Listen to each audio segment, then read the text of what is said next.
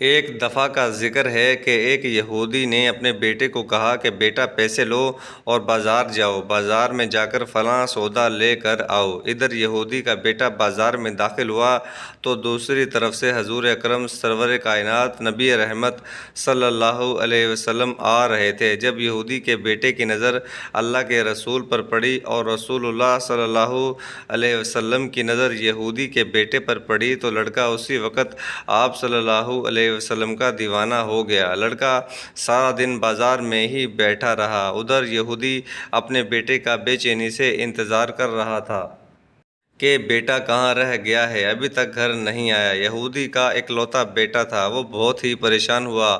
اس کے ذہن میں طرح طرح کے خیالات آنے لگے۔ آخرکار جب شام ہونے کو آئی تو یہودی کا بیٹا گھر آیا۔ یہودی نے غصے کے ساتھ پوچھا کہ بیٹا اتنی دیر کہاں لگا دی؟ میں نے آپ کو سودا لانے کے لیے بھیجا تھا، آپ خالی ہاتھ ہی آ گئے۔ لڑکے نے بڑے ادب سے جواب دیا، بابا جان میں سودا خرید لایا ہوں، میں نے سودا خرید لیا ہے۔ یہودی نے بیٹے کو کہا کہ سودا کہاں ہے؟ بیٹے نے بڑے ادب سے جواب دیا کہ ابا جان میں نے پیار کا سودا خرید لیا ہے۔ یہودی کر بھی کیا سکتا تھا کیونکہ اس کا اکلوتا ہی بیٹا تھا، وہ اپنے بیٹے کو سختی سے ڈانٹ بھی نہیں سکتا تھا۔ یہودی تو پہلے ہی بہت پریشان تھا کہ میرا بیٹا کہاں رہ گیا۔ یہودی نے اپنے بیٹے کی سب باتوں کو برداشت کرتے ہوئے اپنے بیٹے کو کچھ نہ کہا۔ بیٹے نے اپنے باپ سے کہا کہ ابا حضور میں آپ کو کیسے بتاؤں کہ میں سودا خرید چکا ہوں، جو میں سودا خرید چکا ہوں وہ سب سے اعلیٰ اور اچھا سودا ہے۔ آپ میری بات پر کیوں یقین نہیں کر رہے؟ کیونکہ آپ کے پاس وہ سودا دیکھنے کے لیے آنکھیں ہی موجود نہیں ہیں۔ آپ وہ سودا کیسے دیکھ سکتے ہو؟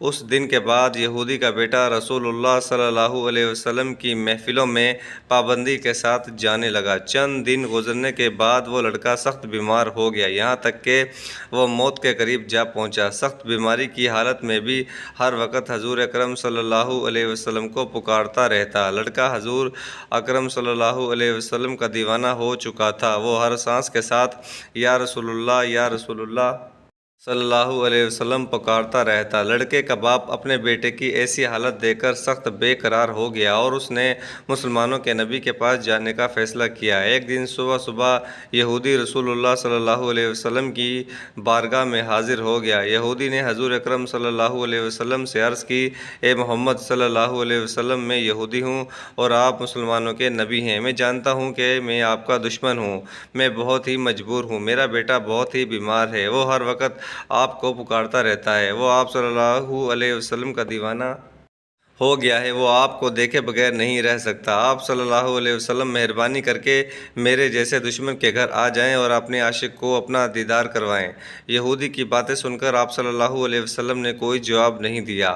آپ صلی اللہ علیہ وسلم نے اپنے صحابہ کرام کی طرف رخ کیا اور فرمانے لگے، چلو آؤ سب میرے عاشق کا چہرہ دیکھو۔ سب صحابہ کرام کا نام لے لے کر آپ صلی اللہ علیہ وسلم نے اس یہودی کے گھر اور اپنے عاشق لڑکے کے پاس تشریف لے جانے کو کہا۔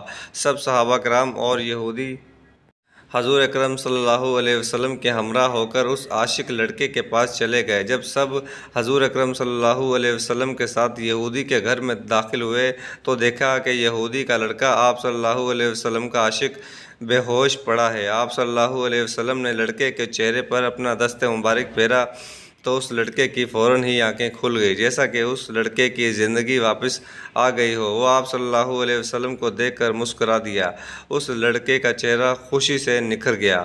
آپ صلی اللہ علیہ وسلم نے اس لڑکے سے کہا کہ بیٹا تم میرے ہو چکے ہو، اب آپ کلمہ پڑھ کر مسلمان ہو جاؤ۔ وہ لڑکا اپنے باپ کی طرف دیکھنے لگا، باپ کی آنکھوں سے آنسو جھلک پڑے اور باپ نے جواب دیا کہ بیٹا جو ابو القاسم فرما رہے ہیں تمہیں اس کی بات پر عمل کرنے کے لیے میری طرف سے اجازت ہے۔ لڑکے نے جواب دیا کہ یا رسول اللہ صلی اللہ علیہ وسلم، میرے پاس تو کوئی عمل نہیں ہے، میں اللہ کو کیا جواب دوں گا؟ حضور اکرم صلی اللہ علیہ وسلم نے اس لڑکے کو فرمایا کہ لڑکے تم کلمہ پڑھ کر مسلمان ہو جاؤ، میں جانوں اور میری جنت جانے۔ جب حضور صلی اللہ علیہ وسلم کی زبان مبارک سے لڑکے نے یہ الفاظ سنے تو اس نے کلمہ پڑھا اور مسلمان ہو گیا۔ کلمہ پڑھتے ہی اس کی جان نکل گئی، اس کی روح پرواز ہو گئی۔ جب اس لڑکے کی آنکھیں بند ہو گئی، یہودی نے دیکھا کہ میرا لڑکا وصال کر گیا ہے۔ یہودی نے حضور صلی اللہ علیہ وسلم سے فرمایا کہ یا رسول اللہ، میں اور آپ صلی اللہ علیہ وسلم ایک دوسرے کے مخالف ہیں، میرا اور آپ کا دین الگ الگ ہے، اب یہ لڑکا میرے دین کا نہیں رہا، میں آپ سے درخواست کرتا ہوں کہ آپ اس لڑکے کو اپنے دین کے مطابق دفن کریں۔ یا رسول اللہ، اب یہ لڑکا اسلام کی مقدس امانت ہے، آپ صلی اللہ علیہ وسلم اس لڑکے کا نماز جنازہ خود ہی پڑھائیں، اس میں ہی میرے بیٹے کی عزت ہے۔ یہودی کی زبان سے یہ الفاظ سن کر آپ نے فرمایا کہ اے عثمان غنی رضی اللہ تعالیٰ عنہ، اے بلال رضی اللہ تعالیٰ عنہ، اے مولا علی رضی اللہ تعالیٰ عنہ، اور جتنے بھی صحابہ کرام یہاں موجود تھے سب کا نام لے کر باری باری آپ صلی اللہ علیہ وسلم نے سب کو کہا کہ میرے اس عاشق کو کندھا دو۔ اس کا نماز جنازہ اٹھا کر جب قبرستان کی طرف لے جا رہے تھے، آپ صلی اللہ علیہ وسلم فرماتے جا رہے تھے کہ یا اللہ تبارک تعالیٰ، تیرا لاکھ لاکھ شکر ہے کہ تو نے میرے صدقے سے اس لڑکے کو بخش دیا ہے، یا اللہ تیرا لاکھ لاکھ شکر ہے کہ تو نے میرے صدقے سے اس لڑکے کو بخش دیا۔ اللہ اکبر! کتنا مقام و مرتبہ ہوگا اس لڑکے کا جس کا جنازہ حضور اکرم صلی اللہ علیہ وسلم اور اس کے پیارے دوست لے کر جا رہے ہیں، کیا مقام ہوگا اس بندے کا جس کا جنازہ محمد صلی اللہ علیہ وسلم نے پڑھایا ہو، اس لڑکے کو غسل اور کفن پہنایا گیا ہو۔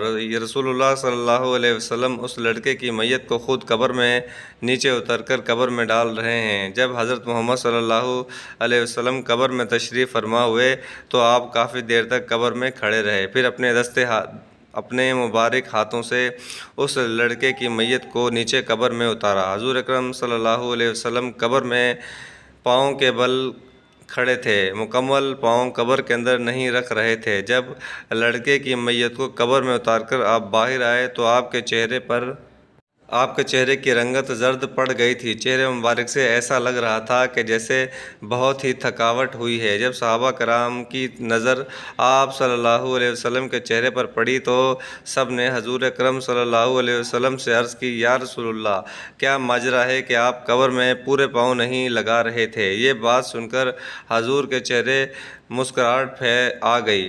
آپ صلی اللہ علیہ وسلم نے کہا کہ میرے دوستو، قبر میں بے شمار فرشتے اور حوریں آئی ہوئی تھیں، اسی لیے قبر میں اتنا رش تھا کہ قبر کی جگہ کم تھی اور فرشتوں کا رش بہت تھا۔ مجھے یہاں بھی جگہ ملتی، میں اپنے پاؤں کے پنجے رکھتا تھا، میں نہیں چاہتا کہ کسی بھی نورانی مخلوق کے پاؤں پر میرا پاؤں آئے۔ یہ بات سن کر صحابہ کرام نے فرمایا کہ یا رسول اللہ، آپ ہم کو بتا دیتے کہ ہم میں سے کوئی بھی اس لڑکے کی میت کو قبر کے اندر اتار دیتا۔ آپ صلی اللہ علیہ وسلم نے فرمایا کہ میں اس لڑکے سے وعدہ کیا ہوا تھا کہ میں آپ کی قبر کو جنت بناؤں گا، اسی لیے میں اس لڑکے کی قبر کو جنت بنانے کے لیے نیچے اترا۔ اس کے بعد صحابہ کرام نے عرض کیا، یا رسول اللہ، آپ اتنے زیادہ تھکے ہوئے کیوں ہیں؟ آپ صلی اللہ علیہ وسلم نے ارشاد فرمایا کہ فرشتے اور حوریں اس لڑکے کے پاس میرے جسم سے لگ لگ کر جا رہے تھے، جس کی وجہ سے میرے جسم میں بہت ہی زیادہ تھکاوٹ ہو گئی۔ یہ باتیں سن کر سب صحابہ کرام